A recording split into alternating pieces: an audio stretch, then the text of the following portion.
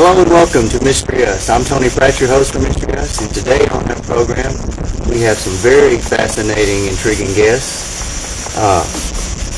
Janet Allen Sr., Renda Allen, his wife, and Jeffrey A. Teagle. Welcome to Mystery Us, folks.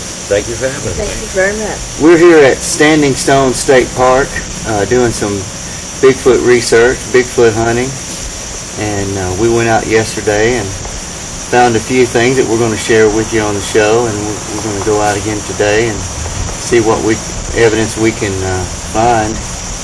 Let me ask you guys, Jan, you've been researching Bigfoot for over 40 years. Yeah, 46 years. How did you first get involved in it? Oh, wow. Back in the old days, back in 1968, my oldest brother Lamar had started Bigfoot Research team up in 1962 because we had one of these creatures actually around our home, growing up on the southeast side of Atlanta. And I guess over the years of seeing it, not really understanding it, in 1968 I saw the Patterson footage, and then I saw a picture of a Bigfoot that was supposedly swimming across a pond in a junk magazine. And it just sparked my interest, and I joined the team. From there, here we are today. Yeah, good at that. Well, I'm just going to go across the board here with these different questions. When did this guy start getting into this adventurous lifestyle? Back in 98, actually. Yeah. 98? Yeah. So you've been with it for quite a while then. Jeffrey Teagle, what got you involved? My first sighting October 1992, and I was driving along the road looking for a friend's house, and there was this rock outcropping over a curve in the road, and I got close to it, and I saw it come down off the rock. I thought it was a person coming down off the rock, and as I got closer, I noticed it didn't have any clothes on, and the Bigfoot had a solid black face and everything, and I basically got about, I guess 10 feet in front of it, and I stopped, and it stopped in the middle of the road, and just kind of peered down into the car. It's about 6 foot tall. Just kind of looked down into the car, and it took a few steps, went down in the woods. That was it. We had about 10 seconds of locking eyes with each other. And it was very human. And both you guys have had in excess of 14 sightings. I don't know how many you've had, but if you stop counting at 14, I mean, I think you've had more than that. I'd say it was probably up to 40. Wow. that's the best hit. It beats like the best. What is, and I'm going to ask each one of you, what's the longest sighting you've had?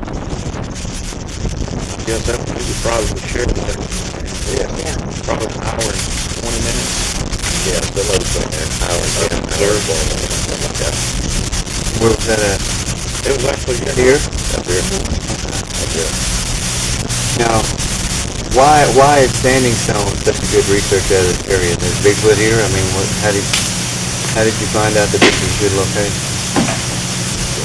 Well, I kind of, back in 97, the last part of 97 and the early part of 98, I got in touch with a woman named Mary Green.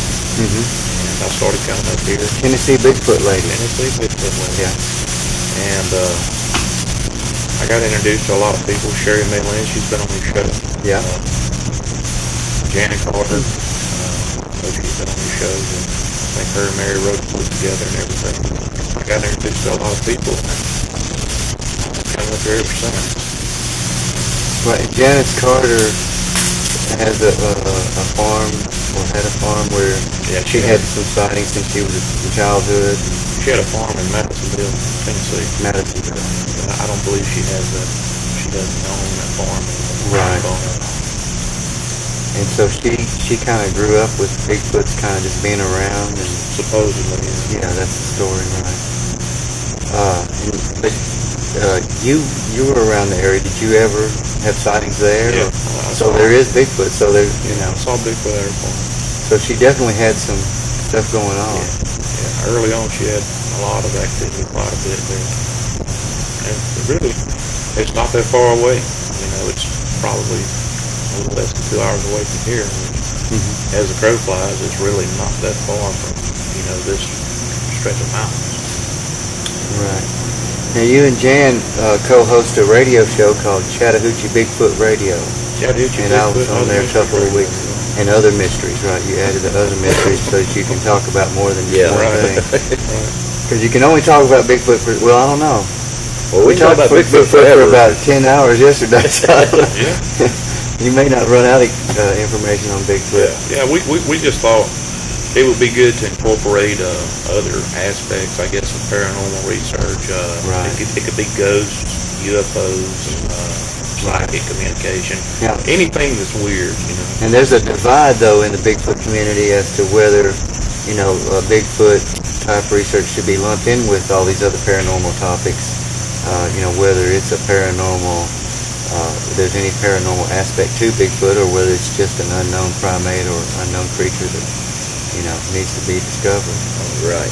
And it being undiscovered makes it paranormal, so to speak, No, it's a mystery. The way Nobody can figure out. The way we define paranormal is anything not normal. Right. Yeah.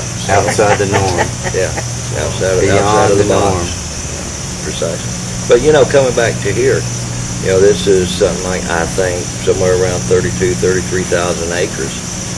And in this particular area, you have the food source, and, that's very abundant. And you have the wild berries and everything, the apple trees that grow wild out in the forest itself. And there's no hunting here. Right. So they're not hunted, and I fully believe that they know this. All the other animals do too. Yeah. Well, that's like yesterday when we come back in and we seen like 10 deer right here. Yeah. Just going crazy. So they know they can't be hunted here, and it's a protection thing. I don't even know that they're Safe haven. Yeah, a safe haven, because they're not running around saying, "Hey, we're protected over here." But they do know that, and they can roam freely. So, you don't get a lot of reports because people that go out, if they're not looking for it, they're not going to see it. So you don't get the overabundance of the reports that come in. And it makes it a great location to research. Yeah, you're from Georgia. You recently moved to Florida, right? A few months ago. You're down there with so-called skunk birds, Bigfoot.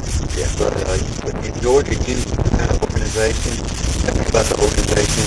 Well, What you did down yeah, it's the GBRI team. It's Georgia Bigfoot Research Investigation, and that's the team actually my brother started in 1962.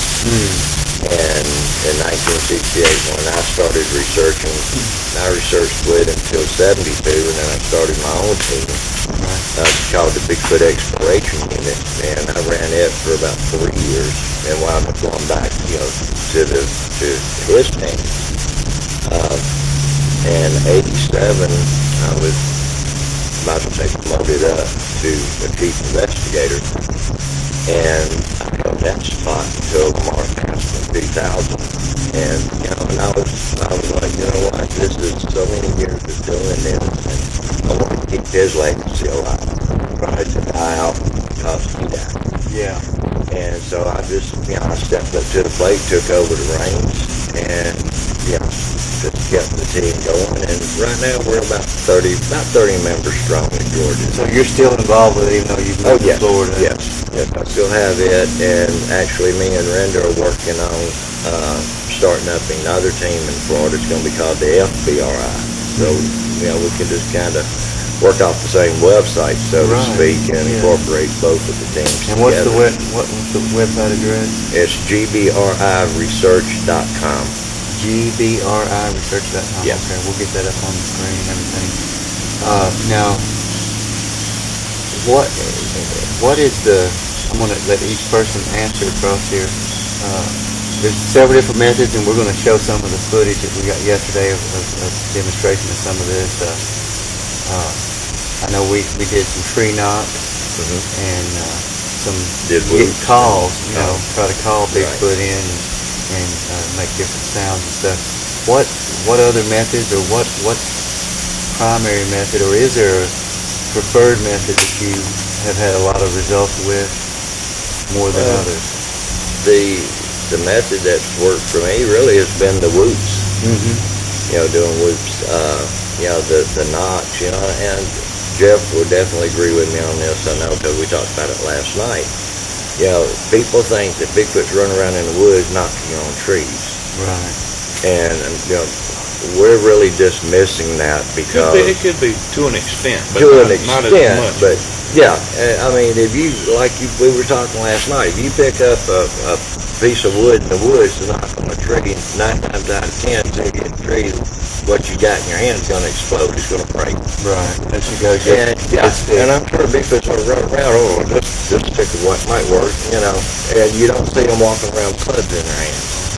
So, you know, and we talked about this before, where we think that they're actually clapping their hands because their hands, as Jeff said, they're so big. If you look at probably a hand on an average size Bigfoot is that big. Now, just my small hand makes a. Yeah. Now imagine a hand that big. Plus you got the leathery texture of the hand itself. You know, from being outside 24/7, calloused and hard. And They are clapping back, or they're making the sound back when you make the sound. well, it's not all the time, but they do. Also, this past summer in Georgia, we did a big investigation below where we live at, and we had the entire team, and you know, and setting little strategic spots. And these things, about 2 o'clock in the morning, started. What we call it, they were locating each other. They would do a whoop. Sometimes you get a clap or knock on a tree, and one might be over here, and you might get a whoop from over here. And we came to the realization that, you know, they're not trying to spook us or scare us. They're locating each other so they know where each one of them are. So they keep up with each other. So it's you know, it's a good guerrilla warfare tactic. You know? What level of intelligence do you think they are? I mean, do you think they're as intelligent as humans in a different way, or? Yeah. Well, very much so. They're more knowledgeable than what we are. Well, yeah, just in the wood setting. Right. You know, when we go into the forest or in the wood, wherever we go, we walk into their living room. Right. You know, we're just the guests there. They just allow us to be there. You know, and out here totally different. We have technology, you know, and they don't have the technology. But I guess if you did it in a reverse row, they do have the technology for what it takes for survival out in the forest. Kind of goes back to what we were saying. They spend 98% of the time in their environment. We, in the same environment, we spend about 2% to 1%. Yeah.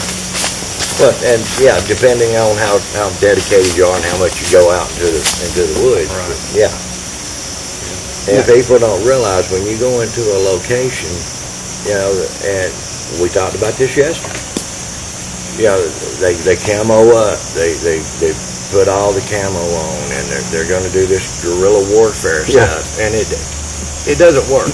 No. The Bigfoot know you're there when you get there. Yeah. And it's them locators, it's that communication that they have that lets the other ones know. Yeah. They know you're there. You know, when we go to the mountain in North Georgia, we've been researching it for 25 years. And I can guarantee you, as soon as we hit the bottom of that mountain, the ones at the top know it. Yeah. A very short time later, they know it. So, you know, they talk. They have their ways of letting each other know what's going on. Are they vegetarian, or are they omnivores? They eat meat and Go for that one, yeah. I think they eat what's available to them in the forest. It's probably, I've never heard of one eating the actual muscle and everything off of a carcass, like say with a deer. Right. I've always heard of them breaking the inside open and taking out the soft fleshy parts. You know, because it's quick. They can get in there, they can get out, get the nutrition from it. they don't section up deer quarters. Right. Take them with them and all that stuff.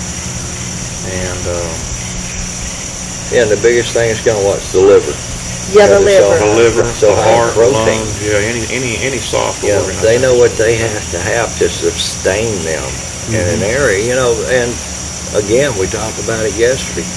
You have a lot of people say, oh, Bigfoot ain't in the east, can't be in the east. I had a guy that said it can't be east of the Rockies.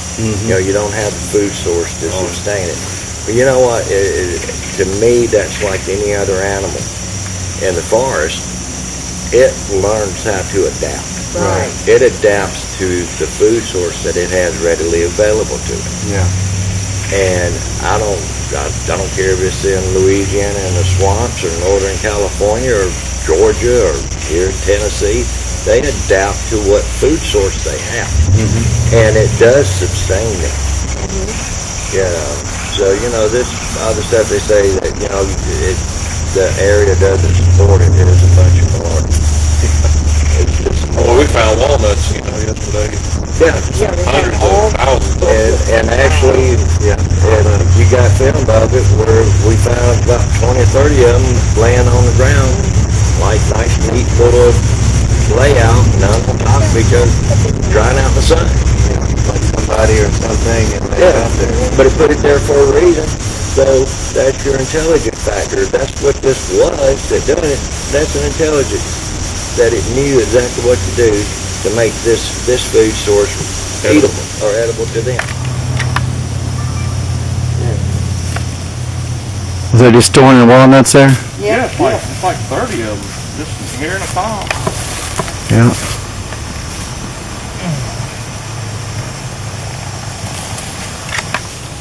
What do you say? It's like 20 of them, 25, 30 of them? A bunch of them.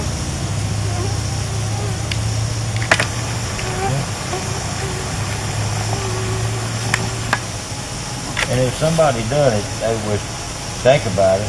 All they would do is just dump them on the ground. They'd be all over the top of each other and whatever. They just laid out.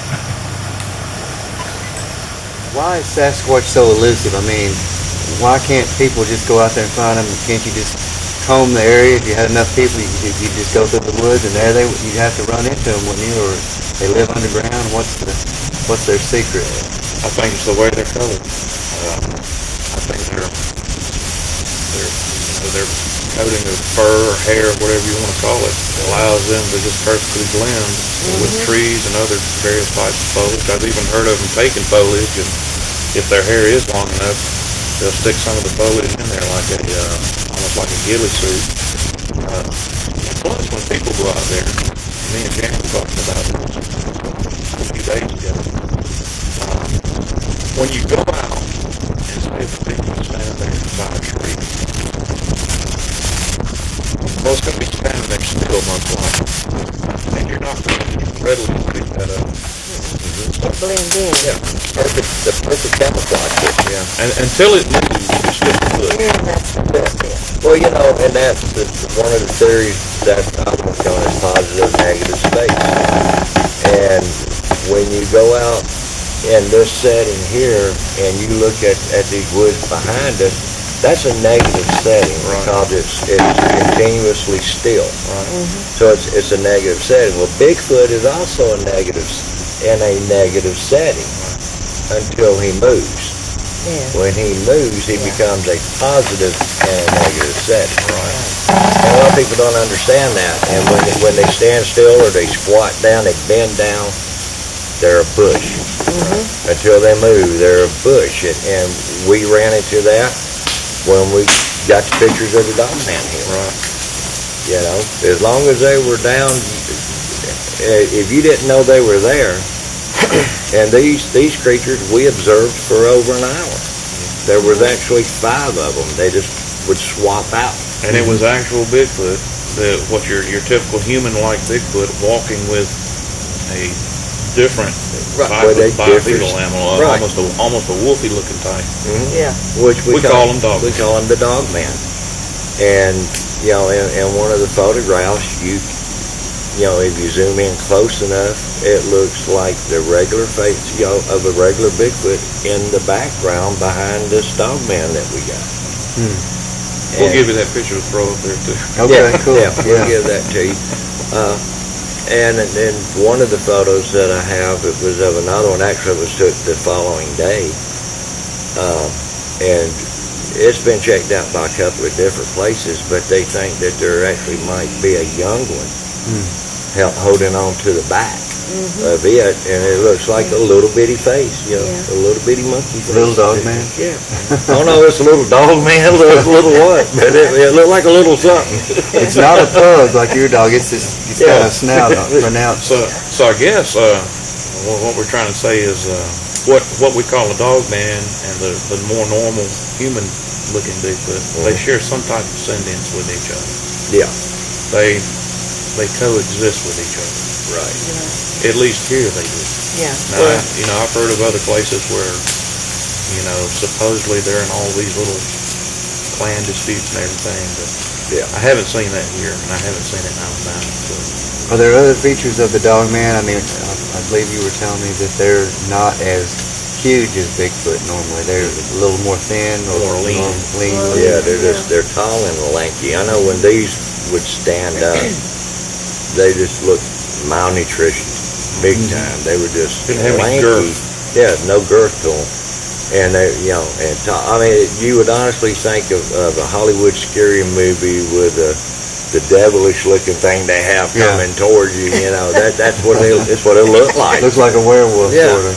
At that distance, and they're extremely tall and extremely lanky looking. And it could be what people are calling werewolves. Yeah. Yeah, and that could be precisely, and I think a lot of it is you have the Dogman sighting, and there's more of these things than what people are thinking. And when they see them, because they have that protrusion, in the face, people are associating it with, it's a werewolf. Right. So when people say, hey, I saw a werewolf when I was out in the woods this weekend, you saw a Dogman more than likely. Have Dogman and or Bigfoot been witnessed going on all fours, speaking of dogs? Yeah. Yeah. Is that rare, or is it? I've heard the reports. In my 46 years of doing this, I've never seen one on all fours. But it doesn't mean that they don't do it. Right. I've just been in a situation where the ones that I've seen, they've walked off on two legs, just like, just like us. So. The only time I've ever seen go down on all fours is when they're actually trying to come in a bit closer. They'll kind of go down and do that. I call it a little knuckle walk. Yeah. It's not really with their knuckles though. They're just. And I could understand it when they're hunting. Yeah. But I've never seen one like gallop. Right, like just running, trotting like a dog or something. Yeah, they're very much bipedal. Yeah, I mean, look at Patty. The Patterson footage. Right. She walked off. I mean, like me and you, just walked. And when she started walking, she had a 47-inch stride. When she looked back at the camera, and we say that she became spooked at that time, she stretched from a 47 to a 64-inch stride. So you tell me how there's not a man that's going to do that. No. Bob Hieronymus was no more in that suit than that tree walked across the yard. That's almost 5 foot from hill to toe. Yeah. So you couldn't maintain a stride like that, even if you were able to stretch out to it. You couldn't maintain a stride for that long. Why would somebody like Bob Hieronymus? I mean, why do these people try to? It's like they're trying to catch on to fame or make some money off of it. Notoriety. Got a lot of that going on now. Yeah. He waited till Roger Patterson passed away, and then he claimed he was the guy in the suit. Right. Well, Patricia Patterson, from my understanding, didn't have any rights to the video after he died, and I forget who went in and helped her, but she actually gained some of those rights back. And so soon after Roger Patterson died, the video was just kind of up for grabs. And I forget who it was, but they actually went to court for this lady and got her the rights to the film, and the original film. Yeah, so now she's got more say of what goes on with it. Yeah. And I know Bill Munns and M.K. Davis, they've examined the, I don't know if it's the original footage or if it's a first generation copy of the footage. But in any effect, it's the clearest. They, she has probably the most clearest footage of Fatty Fatty. And Bill Munns and M.K. Davis are pretty well-known Bigfoot researchers. Yeah, specifically on the Fatty video, they put thousands of hours in, frame by frame, looking at this, looking at that under a microscope. Right. So, yeah. Well, and they found muscle movement throughout the body itself. And you got the ones out there who did the recreation of the suit, of the supposed suit, and they're saying, "Oh, yes, that could have been fabricated." Okay, fine. Today, and here we are 40 some odd years later, yeah, you probably can take a look at it and fabricate a suit and do a similar type walk and say, well, okay, well, here's your proof it was a fake.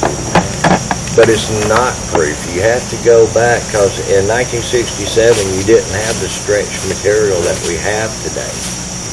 Things were made from burlap. The hair was put into burlap. Burlap don't stretch.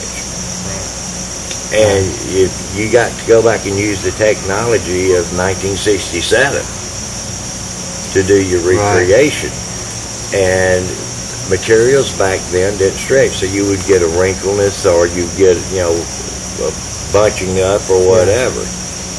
And even with the technology of today, I mean, the movie Harry and the Hendersons. I used to be a professional mascot entertainer in a $5,000 gorilla suit, which is the same material Harry and the Hendersons was made out of. Yeah, so But you couldn't see no rippling muscles. I mean, we could play sports. We could dive and catch a baseball, wear a baseball glove. Yeah. These were really good suits. I mean, gorilla heads, fit on you. They were made out of tire material. And you put that head on, you felt like a gorilla. But you didn't really look like one, not quite. I mean, we were neon colors anyway, but... Now, you guys had a guy, Leroy Blevins, on your show who tried to work on making a suit. He's done a pretty good job. Yeah. But he does have access to modern materials. Right. And even so, in my opinion, it don't really. It's still not patty. Yeah, it's not. It's not patty. Well, the suit that I guess is being shown on YouTube and everything is that was the first suit that Leroy did. Now, Leroy has a second suit. He's got better ones, right? But he did use materials that were available in 1960. Oh, did he? Okay. And I saw a little bit of that footage, and it's kind of amazing, because when he walks it, you can actually see something that looks like muscle moving in it. But it's just, it's materials that was made, that they were using back then. But he don't have a 60-inch stride. But who? No, you don't have a 60-inch. Well, you got to look at Roger Patterson too. He was a rodeo dude.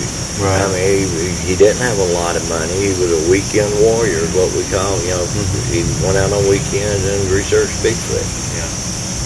Yeah. So why would he? Where would he even get the means to build a costume like that? Right.